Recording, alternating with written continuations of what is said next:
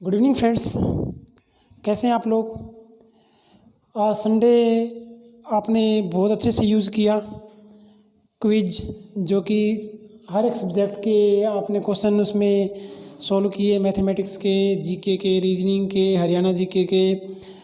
तो जैसा कि हमारा स्टडी प्लान था उसके अकॉर्डिंग मैंने आपको कहा था कि दिन में 11 से लेकर 1:30 तक आपका क्विज होगा और उसके बाद में एक टॉपिक कराना है एडवांस का, वो है कोऑर्डिनेट ज्योमेट्री। मैथमेटिक्स के जो टॉपिक हैं वो लगातार अपलोड हो रहे हैं लेक्चर उनमें।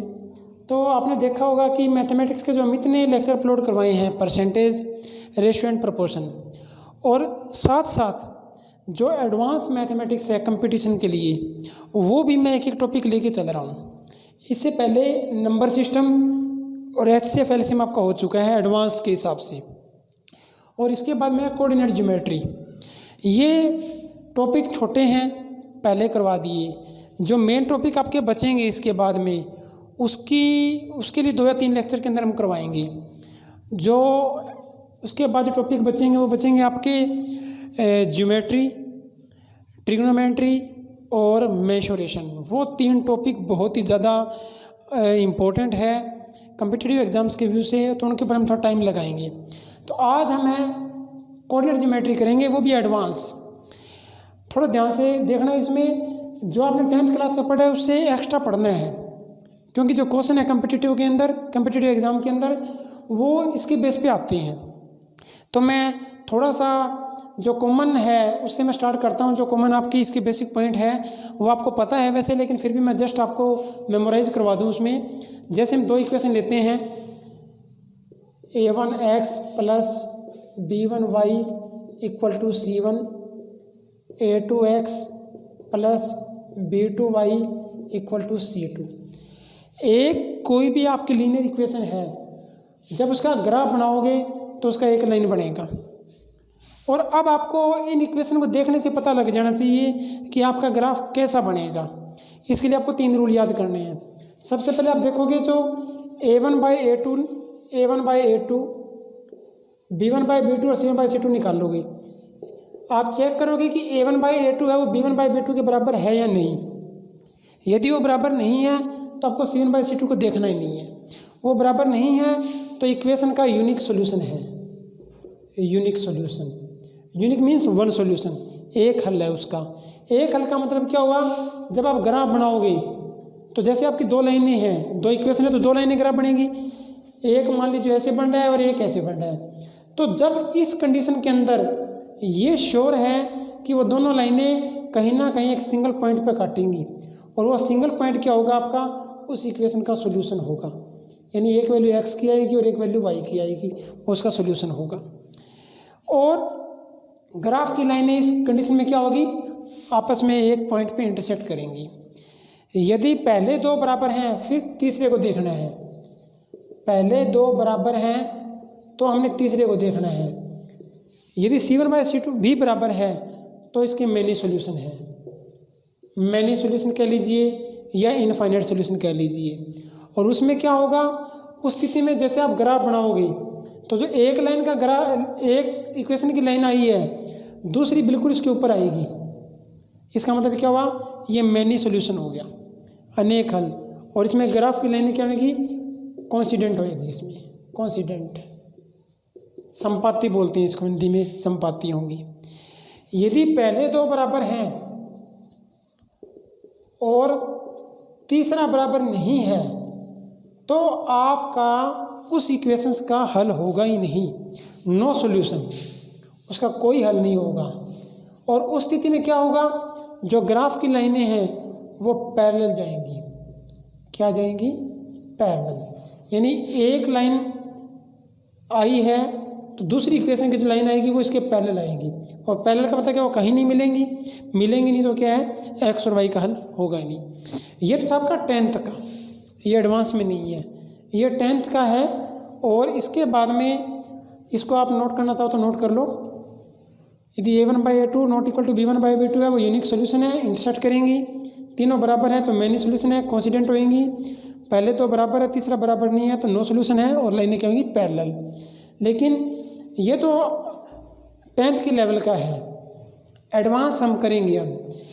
इसमें क्या है, ये आपको इसलिए करवाया है, कई बार क्वेश्चन आ जाता है ऑब्जेक्टिव टाइप का आ जाता है, ये बोल देते हैं 2 इक्वेशन दे देंगे और सीधा ये पूछ लेंगे कि बताइए इक्वेशन का सॉल्यूशन क्या है, इसका यूनिक सॉल्यूशन है, इसके मेनी सॉल्यूशन है या नो सॉल्यूशन है।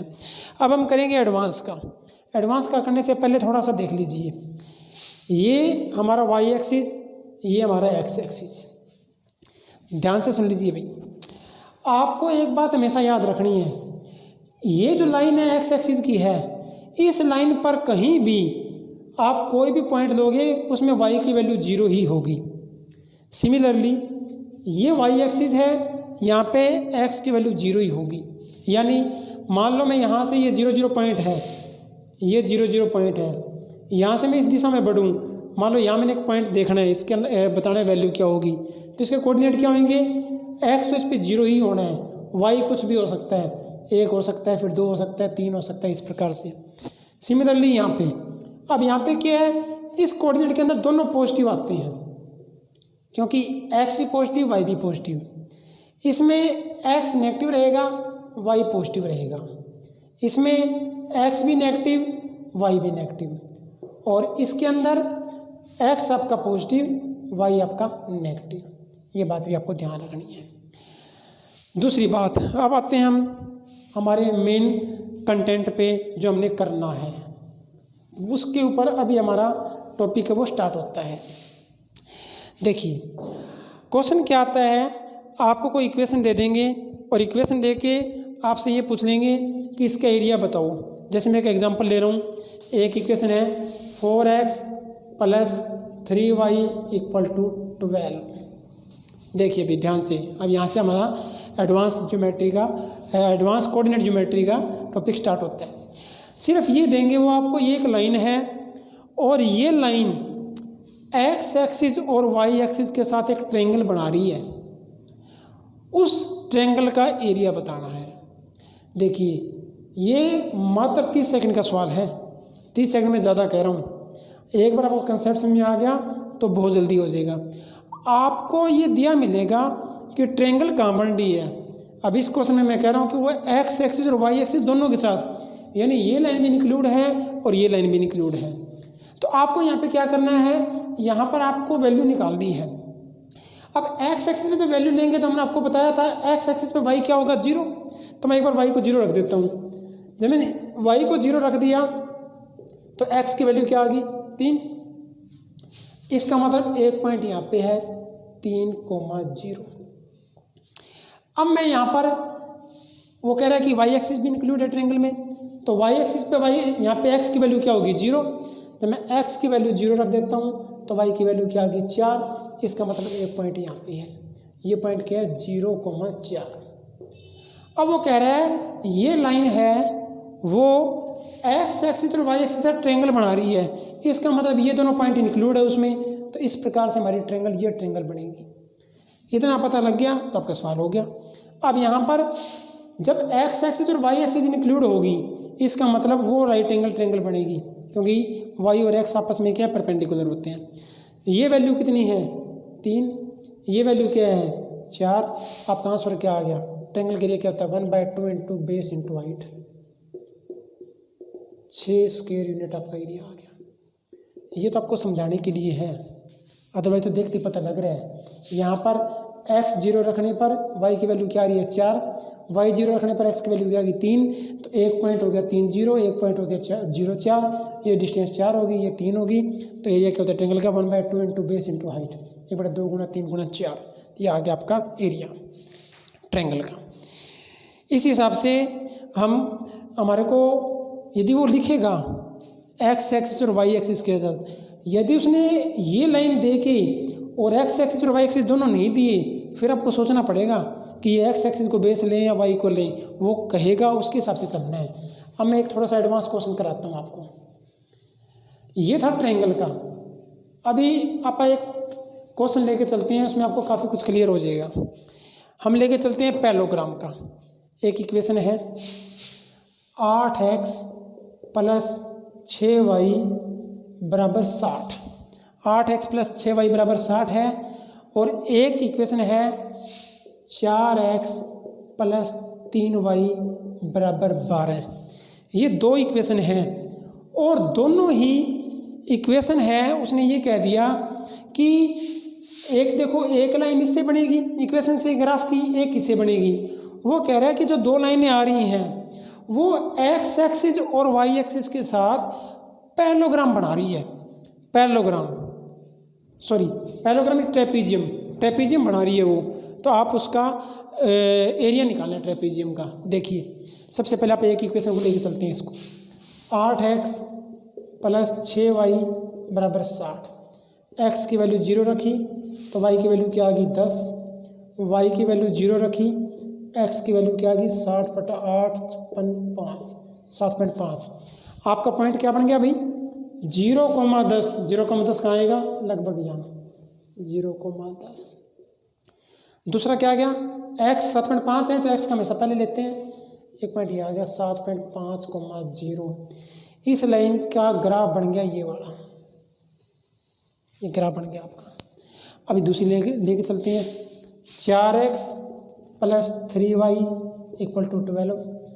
x 0 रखा y 4, y 0 रखा x 3। तो क्या बन गया आपके 0,4 मैं लगभग यहाँ ले लेता हूँ थोड़ा सा नीचे 0,4। दूसरा 3,0 यहाँ आ गया। ये ग्राफ इसका बन गया। एक लाइन ये आई है और एक लाइन ये आई है। ये क्या बन गया आपका ये बन गया ट्रेपीजियम। ये क्या बन गया ट्रेपीजियम। ट्रेपीजियम की क्वालिटी आपको पता होना चाहिए। ट्रेपीजियम क्या कहते हैं in which only one pair is parallel. जो अपोजिट लाइंस हैं उनका एक पेयर पैरेलल हो तो एक पेयर ये पैरेलल आ रहा है तो ये क्या हो गया हमारा ट्रेपीजियम। इसका एरिया निकालना है बहुत आसान है। क्या करें ये ट्रायंगल बन रही है हमारे पास, फिर ये ट्रायंगल बन रही है, इस ट्रायंगल में से इसका एरिया घटा देंगे आंसर आ गया। करो इसको पॉइंट मान लो आप कुछ भी मान इसका मानो मैं PQRAB। पहले आप ट्रायंगल PQR का एरिया निकालोगे।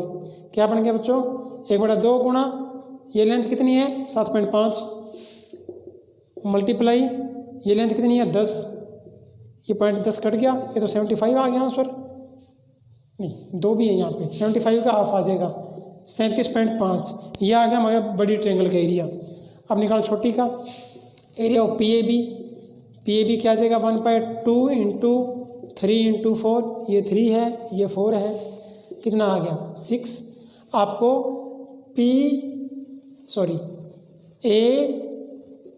AQRB का एरिया निकालना है।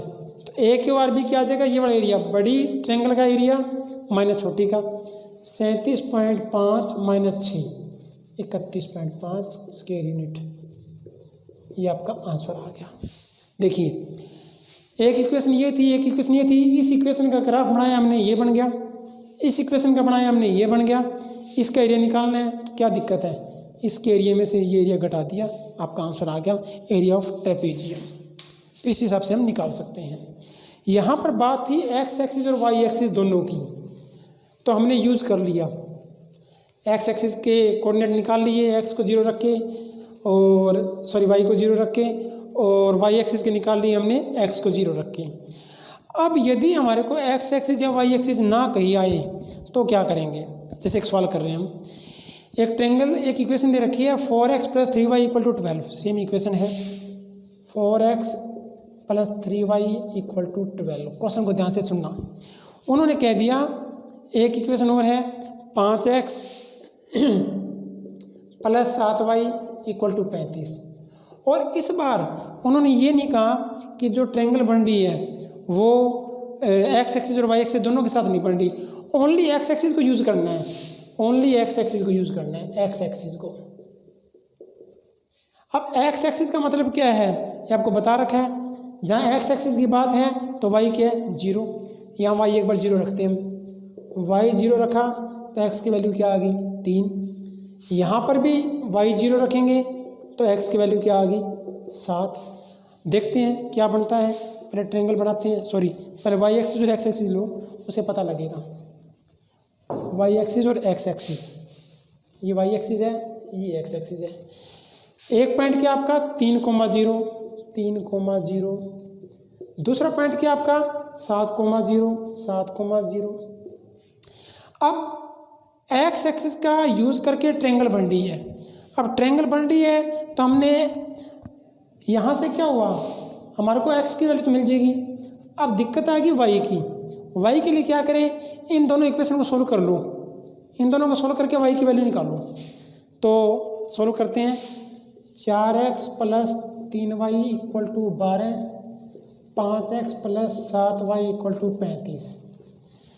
ये करेंगे भाई, एक्स वाले तो अपन ख़त्म ही करना है, एक्स का हमारे को चाहिए ही नहीं। इसको 5 से गुणा कर दिया, इसको 4 से कर दिया, 20 20 कट गया, 5 से किया 15, ये आ गया 28, 28 में से 15 गए 13, और ये आ गया हमारा 60, और 4 से करेंगे 140, 140 में से 60 के 80, और इधर से बचा 13।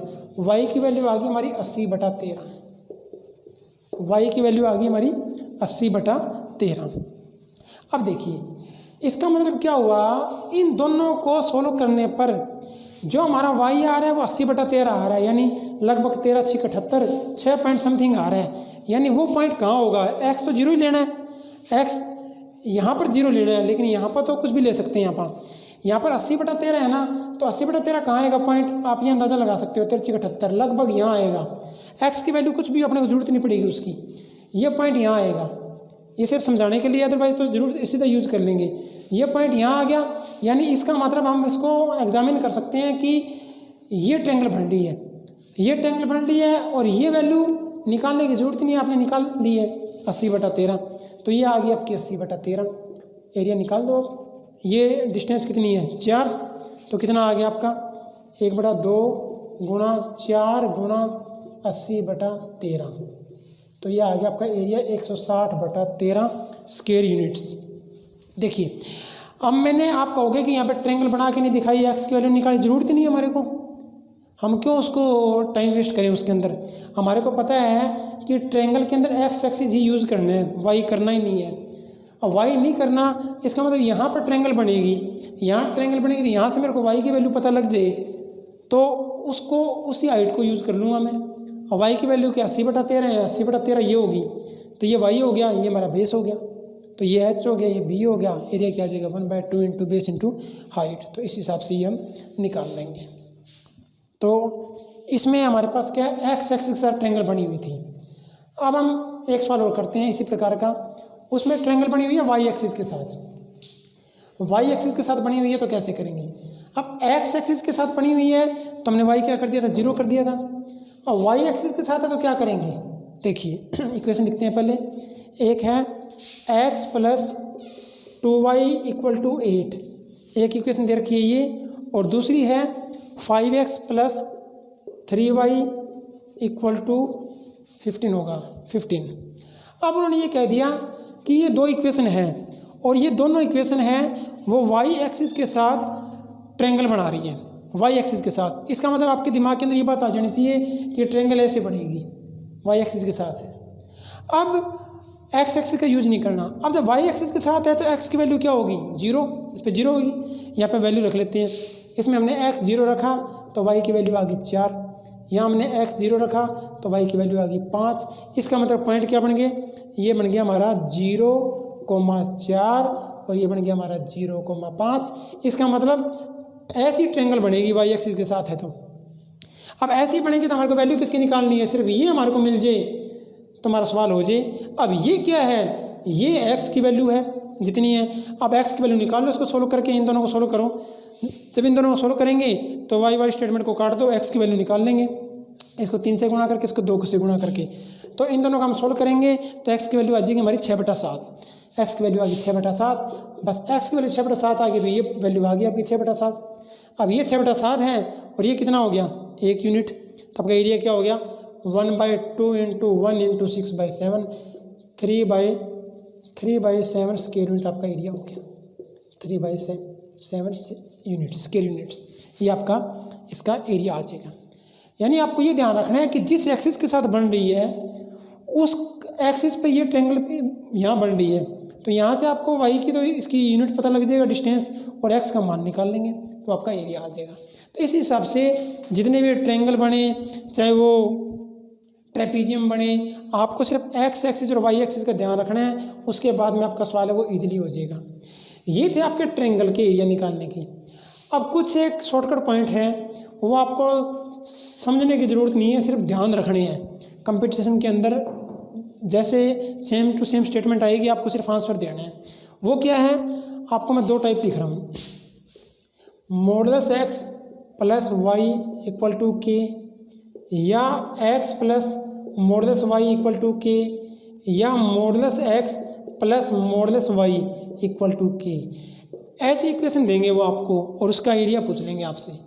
तो आपने क्या करना है, यदि ऐसी स्थिति आ जाए दोनों में से एक मॉडुलस है, तो डायरेक्ट आपका जो एरिया है वो होगा के स्क्वायर, चाहे इसका मॉडुलस हो चाहे इसका, इन दोनों का आंसर क्या होगा, के स्क्वायर।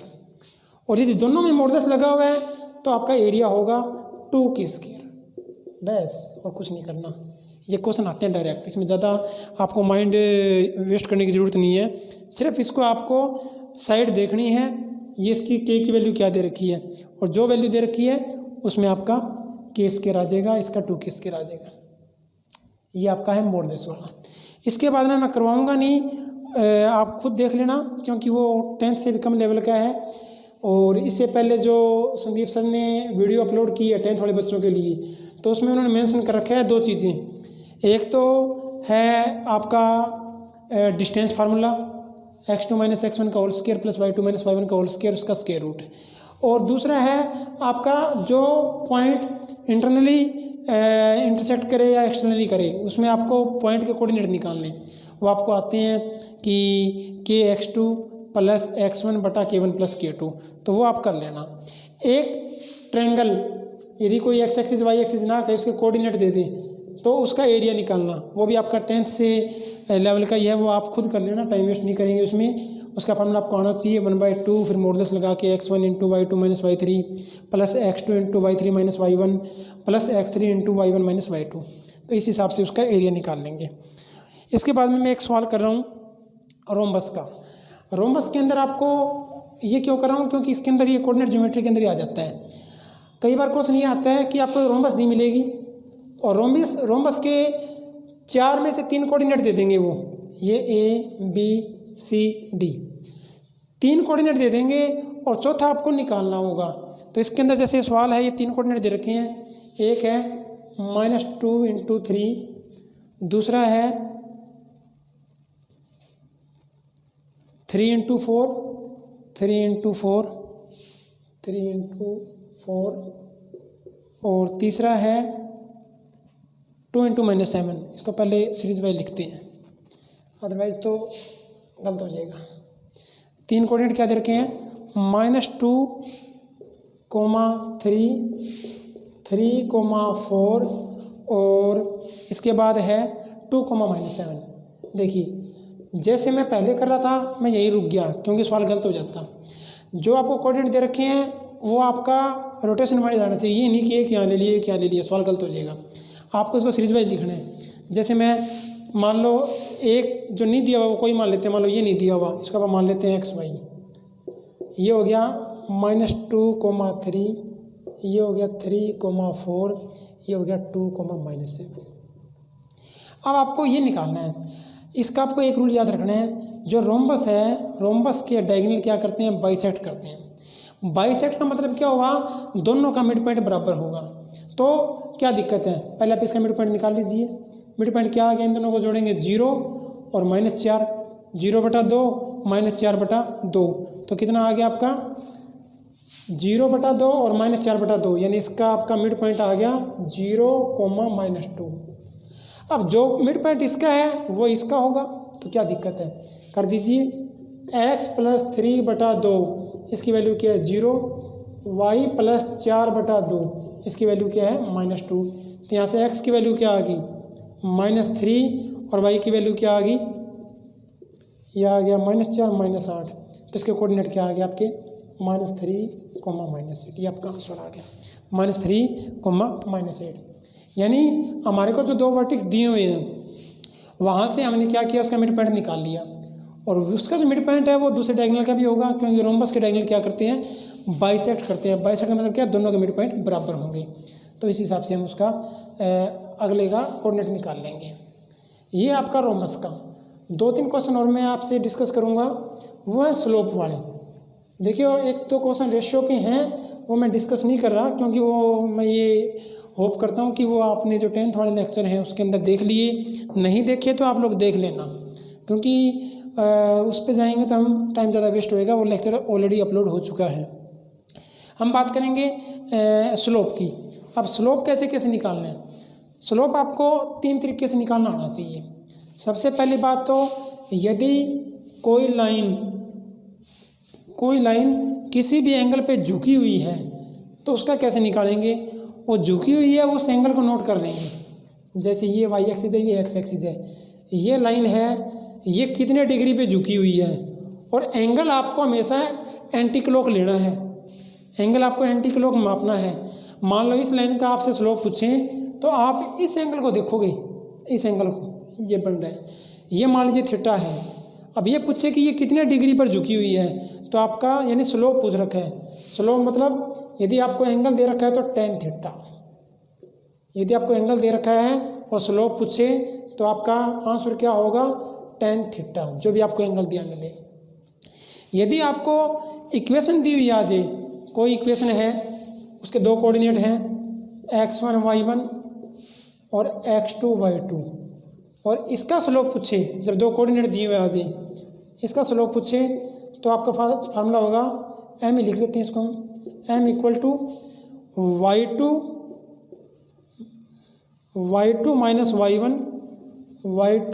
y1 बटा x2 माइनस x1, यदि आपको 2 कोऑर्डिनेट दिए हुए आ जाए तो। थर्ड, यदि आपको कोई इक्वेशन दी हुई आ जाए, जैसे ये है, मैं लिख रहा हूँ y equal to mx plus c लिख रहा हूँ मैं, ये कोई इक्वेशन का फॉर्मेट होता है स्लोप की फॉर्म में, तो m है, ये आपका स्लोप होता है। यानी आपको कोई भी इक्वेशन दी हुई है उसको इस फॉर्मेट में लिखना है, y equal to mx plus c, और जो x का कोऑर्डिनेट होगा, x का जो कोफिशिएंट होगा, वो आपका क्या होगा, स्लोप। यानी y बराबर mx में m है वो स्लोप होगा, m आपका स्लोप होगा। यदि इक्वेशन नहीं लिखी हुई तो उसको अपन लिखेंगे। जैसे कोई एग्जांपल ले लेते हैं अपन, जैसे ये है, एक इक्वेशन दे रखी है √3y minus 3x equal to 5। आपको इसका स्लोप बताना है। अब आपको पहले तो ये देखना है कि तीनों में से कौन सा फॉर्मेट लगेगा। 2 कोऑर्डिनेट दिए हुए नहीं है तो ये नहीं लगेगा, थीटा नहीं दिया हो तो ये नहीं लगेगा, ये फॉर्मेट बन सकता है। अब इस फॉर्मेट में कन्वर्ट करो इसको, कैसे करोगे, y को यहाँ रखना, बाकी को उधर ले जाओ, तो ये बन गया आपका √3y equal to 3x plus 5। अब √3 को नीचे ले आओ, y equal to 3/√3 into x plus 5/√3। अब आपको क्या बताया था, इस फॉर्मेट में होना चाहिए। अब ये फॉर्मेट बन गया आपका, देखो y equal to mx plus c, तो इसका मतलब ये क्या है, m है, यानी m मतलब स्लोप। स्लोप क्या आ गया, 3/√3। अब 3/√3 क्या होगा, √3 ही होगा, ये √3 आ गया। अब आपसे ये पूछ लें कि ये जो इक्वेशन है ये कितने डिग्री पर झुकी हुई है, तो आपका क्या है, स्लोप आपको निकाल लिया, स्लोप कितना आ गया, √3 आ गया। और अब ये फॉर्मूला यूज़ कर सकते हो आप, यानी tan थीटा की वैल्यू क्या आ गई, √3 आ गई। जब tan थीटा की वैल्यू √3 आ गई, tan थीटा इक्वल टू √3, तो आपकी थीटा की वैल्यू क्या आ गई, 60 डिग्री। तो इसका मतलब ये जो लाइन है इसका झुकाव, इसका जो स्लोप है वो क्या है, 60 डिग्री है। आपसे एंगल में पूछ ले तो आपका आंसर 60 डिग्री आएगा, और आपसे अर्थमेटिक में पूछ ले तो आपका आंसर क्या आएगा, √3। तो इस हिसाब से आप उसका स्लोप निकाल सकते हो। इसके बाद में एक क्वेश्चन और है स्लोप के अंदर, ये बात समझ में आ गई आपको। एंगल दिया हुआ है तो m बराबर tan थीटा लगाना है, 2 कोऑर्डिनेट दिए हुए हैं तो स्लोप का फॉर्मूला y2 माइनस y1 बटा x2 माइनस x1, और यदि इक्वेशन दी हुई है तो इस फॉर्मेट में इसको कन्वर्ट करना है। कन्वर्ट करने के बाद में जो x का कोफिशिएंट होगा वो आपका स्लोप होगा। जैसे हमने इसको कन्वर्ट किया, इसको कन्वर्ट करने पर y equal to this into x plus c आ गया, तो ये क्या आ गया हमारा, x का जो कोफिशिएंट है वो क्या आ गया, m की वैल्यू आ गई, वो यानी वो स्लोप आ गया। अब यदि 2 इक्वेशन दी हुई आ जाए, 2 इक्वेशन दी हुई आ जाए और आपसे पूछ ले कि उन इक्वेशन के बीच में एंगल कितना है, तो कैसे निकालेंगे। बहुत बढ़िया क्वेश्चन है ये। 2 इक्वेशन दी हुई आ जाए और इन इक्वेशन के बीच में एंगल पूछ ले। जैसे मैं इक्वेशन लिख रहा हूँ एक इक्वेशन है x minus y root 3 equal to 5, एक मैं ये इक्वेशन लेके चल रहा हूँ। दूसरी है root 3x plus y equal to 7, ये 7 दे रखे हैं। अब उन्होंने ये क्वेश्चन कह दिया कि भाई दो लाइनें हैं, इन लाइनों के बीच का एंगल निकालो। बहुत इंपॉर्टेंट क्वेश्चन है। आपने क्या करना है बच्चों, सबसे पहले इसका स्लोप निकालना है, फिर इसका स्लोप निकालना है। स्लोप निकालना आपको आता है। पहले मैं इसको उस फॉर्मेट में लिख रहा हूँ जो फॉर्मेट आपको बताया था। क्या था? y equal to M X plus C. करिए, इसको उधर ले जाता हूँ मैं, तो ये आ गया हमारा root 3y equal to x minus 5, और y की वैल्यू क्या आ गई? 1/√3x minus 5/√3। ये आपका इस फॉर्मेट में कन्वर्ट हो गया। अब मैं इसको करता हूँ, ये बन गया y equal to minus √3x plus 7। अब ये तो कन्वर्ट हो ही गया डायरेक्टली। तो ये हो गया हमारा वो फॉर्मेट जो हमारे को चाहिए था। अब इसमें से क्या हो गया, आपको बता रखा है जो x का कोफिशिएंट है वो स्लोप है। तो अब दो इक्वेशन आ गई, तो m की जगह m1 और m2 मान लो। अब पहली में स्लोप क्या आ गया आपका? m1 की वैल्यू क्या आ गई बच्चों?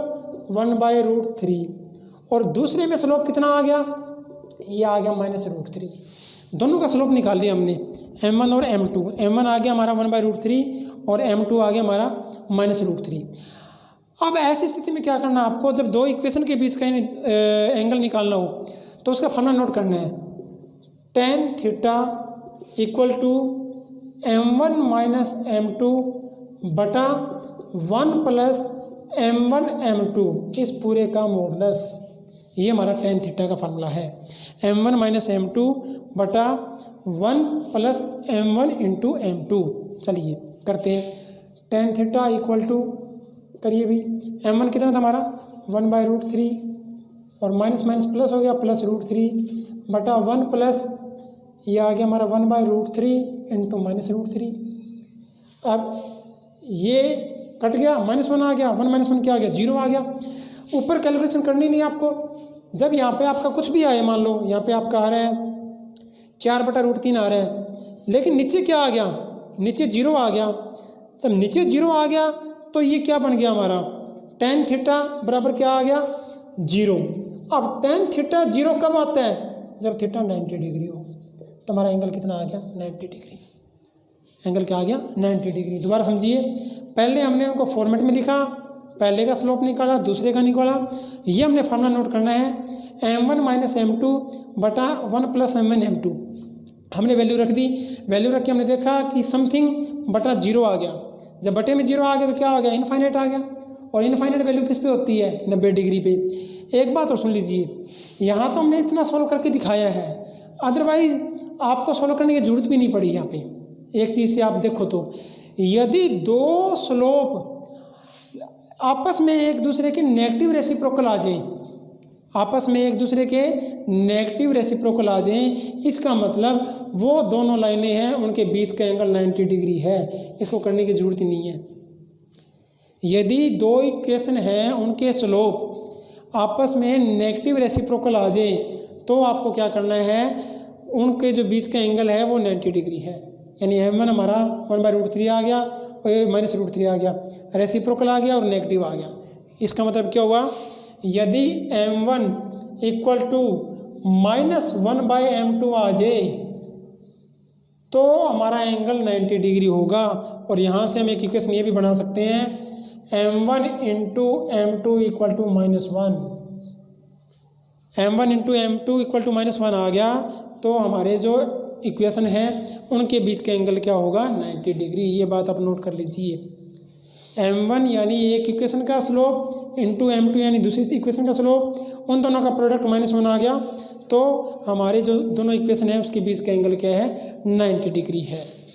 चलिए छोटा सा एक क्वेश्चन और बच गया। ये तो है हमारा परपेंडिकुलर का। परपेंडिकुलर का आपको पता लग गया कि क्या होता है, यदि दो इक्वेशन के स्लोप का प्रोडक्ट -1 आ जाए तो वो क्या होगा? दोनों इक्वेशनें परपेंडिकुलर होंगी, यानी उनके बीच का एंगल क्या होगा? 90 डिग्री होगा। अब यदि हमारे पास दो इक्वेशन पैरेलल कब होंगी वो देखते हैं।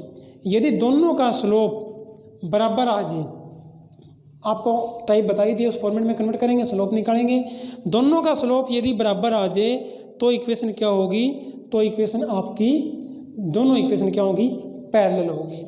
इसके बाद में आपको एक चीज़ और करनी है कि आपको परपेंडिकुलर डिस्टेंस यदि एक क्वेश्चन और आता है, मान लो ऐसी कोई इक्वेशन आ जाए जिसमें एक्स और वाई के कोफिशिएंट बराबर आ जाए, जैसे मैं एक इक्वेशन लिख रहा हूँ 4x + 3y = 9, और एक इक्वेशन लिख रहा हूँ मैं 4x + 3y = 16। यदि उनके बीच की परपेंडिकुलर डिस्टेंस पूछे वो, तो आपको एक फार्मूला याद रखना है, किस स्थिति में, जब ये कोफिशिएंट बराबर हो, ये सिर्फ ये फ़र्क हो, तो इसको आप मान लो C1, इसको मान लो आप C2, और आपको फार्मूला क्या लगाना है, फार्मूला लगाना है परपेंडिकुलर डिस्टेंस का, परपेंडिकुलर डिस्टेंस निकालने का। ये कब लग रहा है, जब हमारा x और y के कोफिशिएंट बराबर है, तो ये लगेगा आपका modulus C1 - C2 / √a² + b²। ये यदि इक्वेशन इस तरह की दी हुई हो जिसमें x और y के कोफिशिएंट बराबर हो, तो परपेंडिकुलर डिस्टेंस क्या होगी, C1 - C2 / √a² + b²। Modulus है तो कोई फ़र्क नहीं पड़ता, 9 पहले लिख लो चाहे 16 पहले लिख लो, आपका आंसर तो पॉजिटिव आना है। ये आपका परपेंडिकुलर डिस्टेंस का। आपको मैंने पैरेलल का आपको बता ही दिया। पैरेलल में क्या होता है, दोनों का स्लोप बराबर होता है। जब दोनों का स्लोप बराबर आ जाए, इसका मतलब वो इक्वेशन क्या है, पैरेलल है। एक क्वेश्चन और है, वो करेंगे लास्ट। इसमें क्या है, कोई भी एक वर्टेक्स दिया हुआ आ जाए, कोई वर्टेक्स दिया हुआ आ जाए और उस वर्टेक्स से आपको परपेंडिकुलर डिस्टेंस पूछ ले। उसमें तो क्या था, दो इक्वेशन दी हुई थी, दो इक्वेशन में जब x और y का कोफिशिएंट आ गया तो हमने क्या किया, C1 - C2 / √a² + b²। यदि कोई वर्टेक्स दिया हुआ आ जाए, उससे कोई लाइन की परपेंडिकुलर डिस्टेंस पूछ ले, जैसे मैं कोई पॉइंट ले रहा हूँ, मान लो मैंने ले लिया -2,3, ये एक पॉइंट है, इस पॉइंट से आपको डिस्टेंस निकालनी है एक इक्वेशन की, -3,2 है ये, सॉरी -3,2, और एक इक्वेशन दे दी इन्होंने, इक्वेशन है 3x + 4y = 16। अब इन्होंने कह दिया कि इस वर्टेक्स से इस लाइन की परपेंडिकुलर डिस्टेंस बताओ, तो आपको फार्मूला याद रखना है, इसको लिखना अपन है ax + by = c, ठीक है, ax + by = c, और इस पॉइंट को मान लेना आपने कुछ ही मान लो x1 y1 मान लिया, तो ये आपको परपेंडिकुलर डिस्टेंस निकालनी है, इसकी परपेंडिकुलर डिस्टेंस, इसका कोफिशिएंट इंटू x1 यानी ax1 + by1 + c बटा में √a² + b²। इसमें थोड़ा सा एक एडिट कर लो भी, ये इसका मॉडुलस भी लगेगा। जो +c लिया है ना, ये तब लेना है जब c आपका लेफ्ट साइड में हो, यानी यहाँ पे जो भी इक्वेशन है इसको c को उधर ले जाना, फिर जो वैल्यू आएगी वो वैल्यू रखेंगे। अब जैसे यहाँ पे है, यहाँ पे क्या आपका c है, c उधर जाके क्या है -16 हो जाएगा।